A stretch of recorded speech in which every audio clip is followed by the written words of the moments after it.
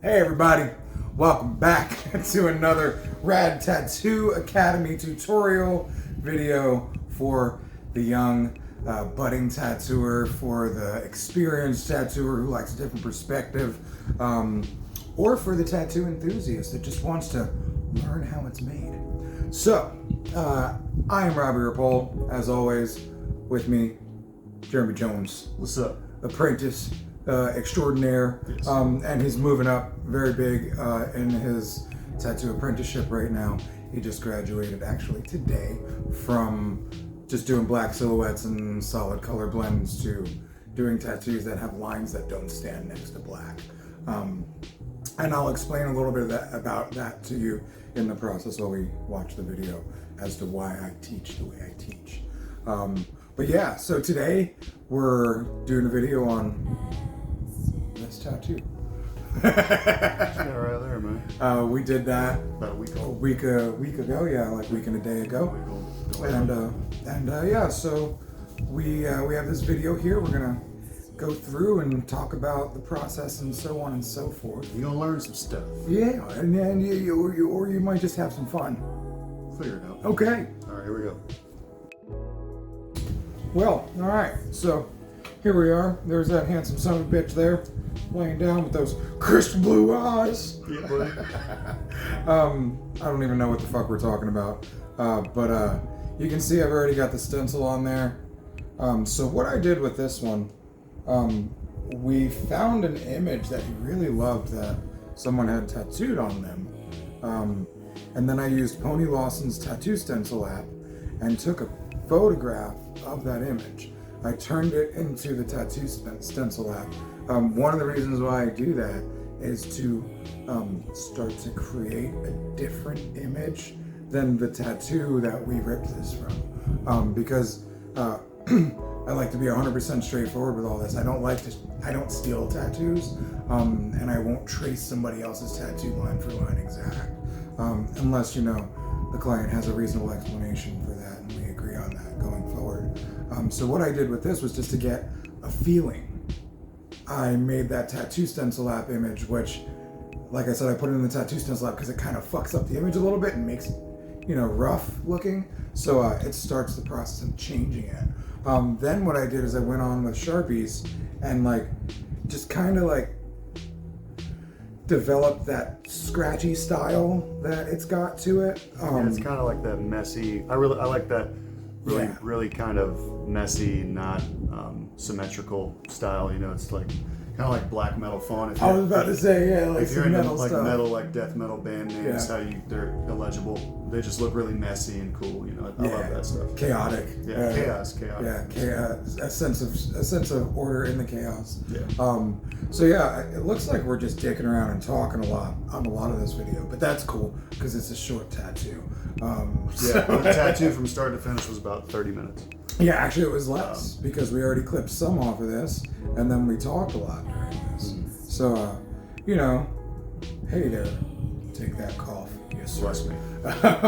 So yeah, I'm pretty sure what I did when I came into this was started with shading.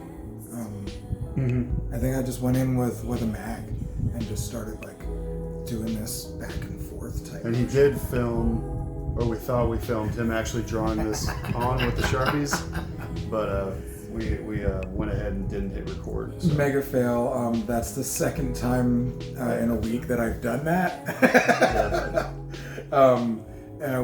So you started with a mag. Yeah, I did start with the mag. Yeah, and that's looking like I think I pulled out a 21 mag or a 21 bug pin. So somewhere around 19 needle mag. Just 27 felt a little too big. Even though I probably would have done fine with it. I just wanted, sometimes I go a little smaller. 27's like my go-to shader. Most of the time I work, 4 to 6 to 8 to 10 hours, large scale pieces. So. That's my sneeze, because when you're getting tattooed on your temple, it rocks your sinuses. So I had to sneeze. I felt like I was going to sneeze the whole time. And so that sucks for the client, but for the artist, if it's not your homie, you have to really pay attention. That's one of the things in tattooing. You have to anticipate. It's like driving. You anticipate what the other drivers are going to do. So, paying attention to their cues. And you see how I'm like really like loose with everything. And I'm almost like you're kind of lining a little bit with it. Yeah, it definitely has a lining feel, yeah. I did a lot of the points with the mag. Mm-hmm. I did most of the tattoo with mag work. You might have busted out like a 14 round liner at the end for the for this color in the middle. There's a little bit of blue, hard to see in the light, but you'll see it close up at the end. Yeah, we show it in the end. But yeah, it's a lot of black, but a little bit of blue and a little bit of white in the center. He didn't want to take away from the blackness, so I always like to give him the colors. I always like to give him colors, but I always like to give him the level of color that he wants, rather than just being the dickhead artist that says, no, I want more color. Yeah, you're getting this and you shut up and take it. Right. But that's when you listen to your fucking gut. Your inner ding goes off and says, hey, this doesn't feel right doing all that color. I have tattoos on me that I was kind of bullied into. Like a few, and it sucks because it's a shitty memory to have. Like, I didn't want this, but he really talked me into it. Not from Robbie, but just older. I'm glad it's not for me. Older artists. We've only been tattooed for a couple of years. Yeah, we covered the throat. Yeah, which we're covering now. So always, like, for anyone that's not an artist and just getting a tattoo, like, get what you want. Don't just do it because you're talked into it. Right. And for artists, like, I'm sure he'd agree with this. Don't try to force someone into something that they aren't comfortable with or don't want, or that just because you want to do it. Right, and that goes into what I was just saying about like listening to your inner ding, listening to your gut. When it feels like I'll do this with style a lot. When people leave me open and they're like, I don't care what style it is, and I'll go immediately to new school. But something will tell me this isn't a new school tattoo. And if you don't fucking listen to that, you're gonna be fucked. I remember one time I was doing a cake pop tattoo with a bite taken out of it. And the dude I was working at his shop at the time, he was like, dude, just fucking draw it. And I was like, oh, I'm so scared, I'm so worried. And like, I kept having this like fun horror themed new school thing where the cake pop was like a monster. There was a monster cake pop chasing around the cute cake pop that had the bite taken out of it. And like, with cornfields in the background, but the cornfields were all cake pops. And like, that sounded really dumb in my brain, right? And I was battling and wrestling with myself hard. And the dude that owned the shop, he was like, bro, just give her some art, man. Just draw something. It's a fucking circle with a line. It's a cake pop, man. And then my biggest problem was I wanted to go to her and ask permission, and I did. And then she was like, fuck yeah, I love it. So a lot of the time, you got to make sure you're listening to yourself in creating. Now it looks like, I got some liner stuff going on. And if you look at the tattoo right now, it's really, really light, everything that's going on. I have like one tiny little portion of black put in there, and then just a lot of sketchy line work. And so what I do in a situation like this is I'll like lightly, you can almost see from here how like gentle I'm being with the needle. And tattooing, like, how is tattooing a face compared to, an arm? I like faces and heads. They take the ink pretty good most of the time. They heal really well too, because your head and face is usually greasy, which really expedites the healing process. Absolutely. Like, this is a week. After like 4 days, it was fine. It's crazy. There you go. Now we got just some white light there. But after, this is 1 week in, it didn't even peel. Yeah, it's a really... It was like a couple little flakes. Yeah, I didn't even see you because... And this one flake I was trying to get off for like 20 minutes. I'm like, oh, it's a fucking tattoo. So now that he's up close, bring your head closer. So I don't like this portion right here. I made it messy out here and I didn't make it messy out there. So that's like a tiny little thing that when I pointed it out to Jeremy the other day, you're getting that. Yeah, which I didn't. He was like, oh, yeah. I like it. So yeah, exactly. So, it's cool to have homies that you tattoo because you can always go back into it. You repeat clients. It depends on how you run your shit. But like for me, I never call a tattoo finished, even if I finish it in 1 day. I always offer like, hey man, you want to make this tattoo look even better and stay stronger for longer? Let's do another session on it. It's never a touch up in my world. Because even if there is areas that need to be touched up, there's also areas that could be layered up. And if you know what I mean by layered up, it's like if you've ever painted a wall red, you can't go off the first layer. You have to lay 3-4 layers down before it gets rich. And then the color is, now it's opaque, and now it's not transparent anymore. You do the same thing with your tattoos. So, you know, this one, it's black as fuck, it's solid, everything's fine, but I just have a little bit of design flaw that I want to just go back and change later. That he would probably have never bitched about or noticed. And, no, cool. You know? So, but that's the thing, like, and as the mentor with the apprentice, I'm constantly ripping him apart. Somebody actually mentioned it yesterday, like, wow, you're really digging, huh? I'm like, yeah, motherfucker. Like, I'm not here to tell him, yay, because anybody can do that. Yeah. I'm here to point out every minute little detail, every little thing, every Mr. Miyagi moment. And if you don't know what I'm talking about with that, watch Karate Kid. And if you like kiss my ass every day, I wouldn't grow. I wouldn't grow. Yeah. Especially you being who you are. The one thing you've told me a number of times, I learned by fucking up. Yeah. So, like, if I'm just telling you you're doing great all the time, then you're just gonna be like, hell yeah, man, I'm fucking so good. You're like sweet dick, Robbie said I am. You'll steer away from being uncomfortable when, like, when I get, like, yelled at, like, that's uncomfortable. I don't want to do that again. So then I won't do it, or try to not do it again. Right. And then also, as a mentor, as a leader, as a human, as a friend, we just had a talk last night about how I was a little too rough.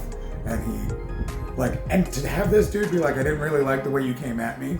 I was like, all right, you're not being it up first. Like, yeah, you're not being a snowflake. I might have been being a dick, you know. And when I'm at work mode and I see you doing something, I'm like, absolutely not. It's very hard to like not be like, hey, stupid, don't do that, you know. But in real life, this is a life lesson. That's like how to treat people. You want to fucking have people love you, stick by you, appreciate you. Do the same. So little life lesson there for myself and for y'all.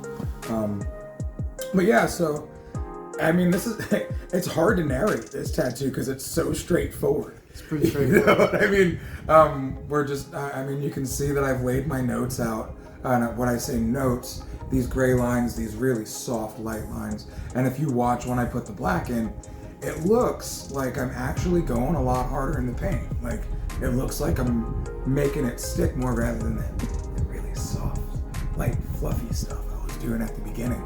And I do a lot of my tattoos like that, especially my freehand stuff. And I mean, I don't know if you can tell that I'm going harder there. I know I am. But I'm still kind of like making suggestions at certain points. But when I make it black, I make it black on purpose. We were actually originally gonna... It was gonna be this with like. Well, we had some drinks the night before, and we were late. And I was like, "Fucking run it, do it!" And fucking threw the big Sharpie on. Yeah, actually, I was tattooing another homie, right? Yeah, I was tattooing another homie, and I was like, "Well, fuck it, man." I've been talking about this for weeks, and yeah, we were gonna go hard, man. But I'm like, I don't know if I want to fucking go that hard. That's pretty gnarly. Good thing we didn't. And my wife was like, "Please don't go that hard." So we compromised a bit and just moved it, just shrunk it a bit, moved it over, made it as big as it could have been in this area. But honestly, dude, I mean, I know you've said this a number of times, and I said it as well. It's the tattoo that you were supposed to get, the one that you got. Yeah. The one that we did the night before works out. Was like two silly guys having fun, pushing limits because we're both fucking nuts, right? Yeah. Like, we're super extremists, we're super risk takers, you know, so I was like, fuck it, let's ride. He's like, fuck it, let's ride. I was ready to do it. I was like, let's fuck it, but I'm kind of glad we just... I'm really glad we didn't. Donna was there and she was like, I don't know, we should do this. And, you know, if my chick is saying we shouldn't do this, maybe his chick has a similar sentiment, so, you know. She would have been fucking pissed. I mean, we already covered the upside down cross with the dagger on the other side, so like, we're trying to make Jeremy into a presentable young Bible salesman type. Presentable. Presentable. You know what I'm saying? But yeah, so and I think like this conversation we're having actually helps learning wise, because sometimes, like I said, that gut feeling, that inner ding about style or something, if you just jump off the deep end because you're not scared to do it, you might end up with the wrong tattoo sometimes. But some people, this came up in the shop recently, are against face tattoos, like doing them. Yeah, that came up this weekend. Yeah. Yeah, like can speak on that if you want, like how you feel about that. Right. Well, I mean, a lot of old heads were against hands, neck, face, stuff like that. Like ultra visible parts. Yeah. Unless you're super heavily covered, like me, you can't. My whole fucking head's done. You can't even. I went up to a friend of mine the day after I got this, and she didn't even fucking notice this at all. Yeah, and so she's like, "Oh," after I pointed it out. I was like, "What do you think of the new one?" She's like, "Oh, it's just blended in with all the other shit you got on your head." With guys like us, you can do whatever you want at this point. Yeah, like you're already so far. Yeah. Like I was talking about doing, my one son's name here and my other son's name, like all over here. So like, who knows if I'll do that? But we can get away with it. It's the career field we chose, and we're entrepreneurs. So even if we're not tattooing, we're doing business our way, and that's one of the cool things about tattooing. I have a number of different businesses moving right now. I know you've done a number of different businesses in your life, and it's only going to grow more from this point. But being a tattoo artist is being an entrepreneur. Even when you work inside somebody's studio, you're running your own personal tattoo business right there in your fucking chair. You know what I'm saying? They just provide the building. Right, And the seat. And in shops like our shop, we provide all customer support, so you do not talk to your clients for any unnecessary reasons. If they message you on social media, the protocol is direct them to rattingflorida.com for all your questions. And so, like, the main goal I had with the studio is to make the artists be able to park their car, walk inside, and just go to work. But that's what we offer, right? And some people don't like that, and some people that doesn't work for them, and that's okay. But like, that's what I like to bring to the table for the artists, so that way they can just, enjoy the process of tattooing. And so, like, we're popping blue in there. Shit, yeah, we're popping blue in there. So we're almost done with all. We're basically done with all the black. Yeah. Yeah. So we did. And he's running Starbright thing. Yep. By the Yeah. way. And I think that's country blue or iris, and that's a mag that I shaded in with. And you can see, like, he's doing this weird thing with his face every couple minutes because, like, it's fucking up his sinuses. Yeah, as he said sinuses before. it cleared my fucking nose out, which was pretty cool. Yeah, so we did a little two-step blue process, and a little bit of white on top of that to give an extra twinkle. So you hit the blue, and then you put the white right on top of the blue. Yeah. So what I do didn't is leave any opening for the white. Yeah, and that's the way I like to do white a lot of the time, because like I feel like if you leave too big of an opening for white, now you're trying to just like create this stark white presence. Where if you run the colors, and so what I do, I'll blend my dark tone into my black, I'll blend my mid tone into my dark tone, I'll blend my light tone into my mid tone. And then as I lay that light tone, I don't saturate it as strong as everything else. Like the area where I'm gonna put the white at least. Like if I wanna have that light tone pretty prominent, then I'll saturate there, and then I'll just kind of, and then I'll drop white on top of that. And I noticed like the lighter colors, it's kind of, at least for me, as a newbie 2 months in, it's pretty hard to tell when a really light color is saturated because just the blood overtakes the color. So it's like you just gotta I think it's there. Yeah. And wait till it's like calms down, and then the color like 10 minutes later is like, oh, now it's yellow. Yeah. Or now it's fucking pink or whatever. Right. And so you'll run around just fucking oversaturating the shit out of something, and now you traumatize the fuck out of your client. Yeah. Like physically and like you don't know literally the skin trauma is too much at this point. Yeah. So I've gone through a lot of that. Jeremy, I like teaching heavy-handed artists because I started heavy-handed. Jeremy started kind of heavy-handed. And my method requires a lot of speed and a strong, confident needle. So if you run your hand too slow, then you're gonna fucking overwork people. So he's finding his way where he like does more of a paintbrush effect, like the way I started. I don't saturate good that way. I fucking get it. You know what I'm saying? And like everybody's different. Yeah, everybody's different, and that's the beauty of it. So you kind of just, when you're starting out, like anyone that's watching this that's just getting into tattooing, which is probably a high percentage, you probably search like how to tattoo, blah, blah, blah. I go back into doing some black stuff after I did that, so I'll jump around a lot when I'm working. Pointing. Yeah, cleaning up points and stuff like that. So this is like the final touches. You know, it's like it's like finishing a house. You know, I'm putting on the moldings now and putting the doorknobs on and stuff, and like getting everything the livable status. You know, what were you saying about being a young tattooer? When you first get into it, like people ask like, how do you learn? You gotta fuck people up. Like pretty much how it is, man. That's why when I started at Robbie's shop, it was free tattoos. Yeah. Because they're free. Like you know what you're getting into. This guy doesn't know what he's doing. He's an apprentice. You know, it's free, then $20, then $50. You know, as I get decent enough for him to pass me to the next level. But you gotta like get some rough heels and like, oh well, that doesn't work. Let's not do that again. And now, you know, my shit's improved greatly over the last 2 months. You know, just because I've learned how to not fuck people up. I was just fucking them up less and less each week. And that's what it is. And like, it was hard for you because you live across the state, because I wasn't at the shop a lot at all, you know, with the new baby and stuff. There was probably a couple weeks I didn't even see you at the shop. Yeah. You know, like he just had a new baby, and I come to the shop 3 days a week, so I was there. He was at home with a newborn, which you totally understand. So we communicated over the phone a lot. Get a phone call, get a text, you know, give me some reference images. I tell him which one's approved under the curriculum, you know, and then after we get that, then I figure out, okay, where should he put color once we started doing that? And then I talk to him, all right, this is where you would put color, this is where you would put a blend, so on and so forth, all that stuff. So the tattoos fucking... Yeah, just finished. Almost finished, now, yeah. Only a couple minutes left. Are you hitting some... Just black stuff. You did some gray in there too. Yeah, so that's what I'm doing. I'm doing some gray to add to the chaos, but not make it too black. It's not very prominent, but it's adds something to it. Yeah, absolutely. And then after I did that, I went back in and I added a little bit more specific blacks and stuff. I just, you know, I wanted to make sure what we were looking for we got. I'm just talking to you right now because you've got more. You're like, oh, it looked better. You know, right. Just fucking listen to your gut. Yeah, listen to your gut, man. If you're like, this looks dumb, then make it not look dumb. Yeah. And it's like you said, it's talking to you right now. We talk about this all the time. That's one thing that he gets from the first time I talked to him that started teaching him tattoos.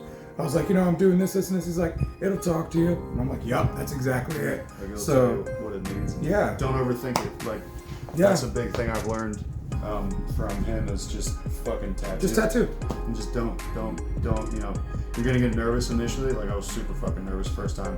And then, you know, 70 something tattoos in or whatever the fuck I'm at. Like I'm not nervous anymore. I just don't think about it. I'm just like, you just do it. Because if you overthink it, you're gonna overwork it, you're gonna fuck people up. And you're probably gonna mess some shit up. Paralysis by analysis. Yeah. And then you're just gonna do a poor job. Just get out of your head. When you're always thinking, I'm never gonna land the trick, you'll never land the trick. But if you can visualize landing the trick, if you can like talk yourself through what it feels like to do the deed, to accomplish the goal, you reach a much higher level much faster. Because now let's get weird, it's like metaphysical shit, right? You know, like I do affirmations all the time. I read them out loud. Doubles the potency, right?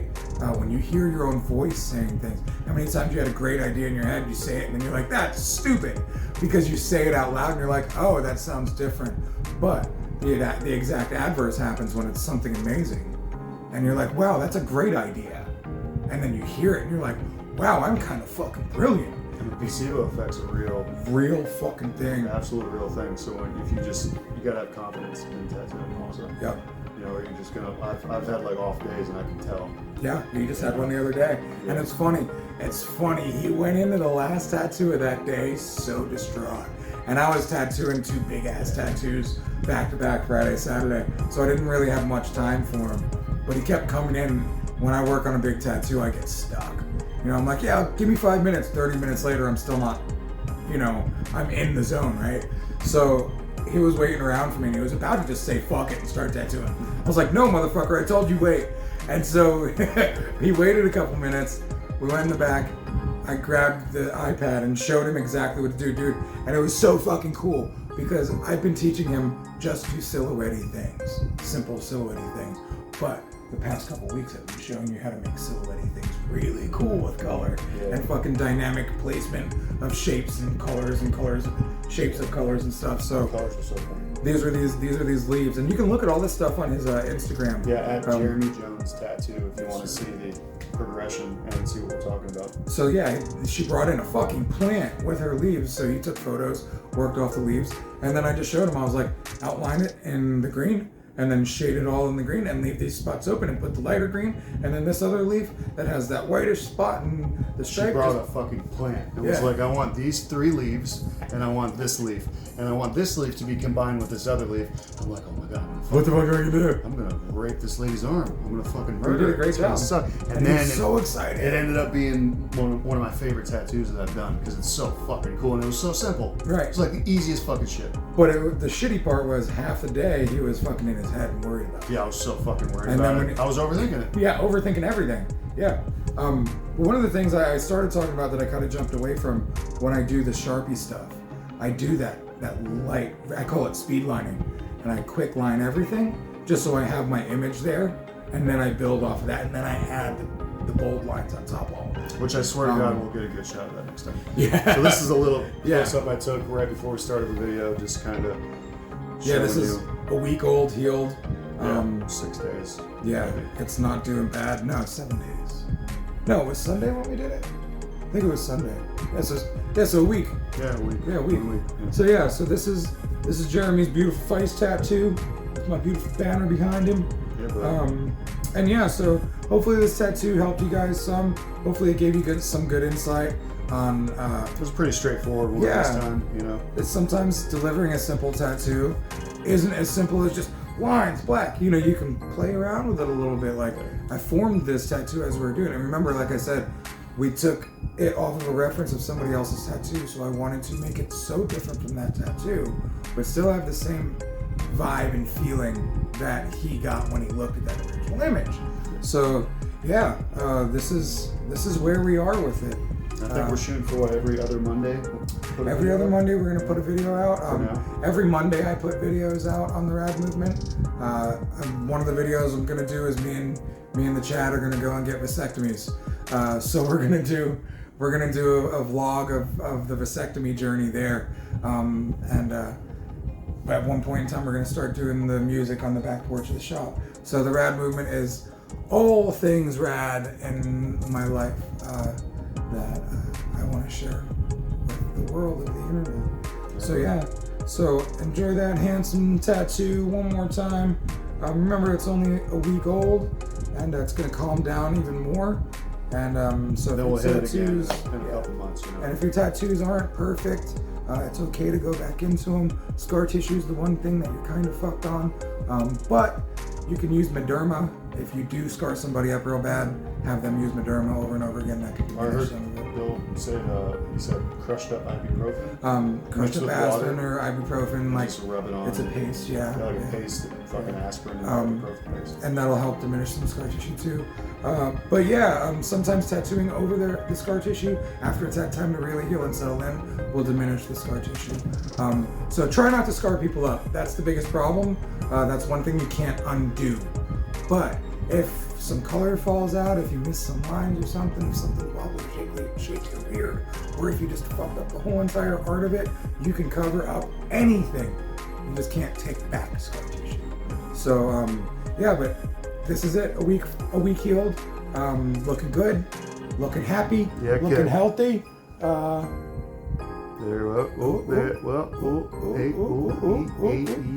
And so I don't know where the white light is. So that's all right. I just messed everything. Yeah. So here's the funky light. But yeah, thank you for watching, everyone. Thank you all for watching. Please, as usual, if you dig what we're doing, like, share, subscribe. If you enjoy what we're doing, please let us know. If you have anything you want to see. And this is the 5th episode. There's 4 others on the playlist in the channel. 4 other several hours of content of tattooing. This dude's been tattooing 26 years. I'm new in the game.